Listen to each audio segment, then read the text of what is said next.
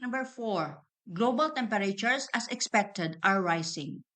The parenthetical expression is A as expected, B are rising. Answer is global temperatures as expected are rising. The parenthetical expression is letter A as expected. Number 5. In questions 4 above, which shows where the parenthetic begins and ends?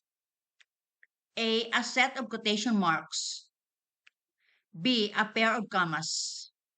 Answer is, in quotation 4 above, which shows where the parenthetic begins and ends. It's letter B, a pair of commas.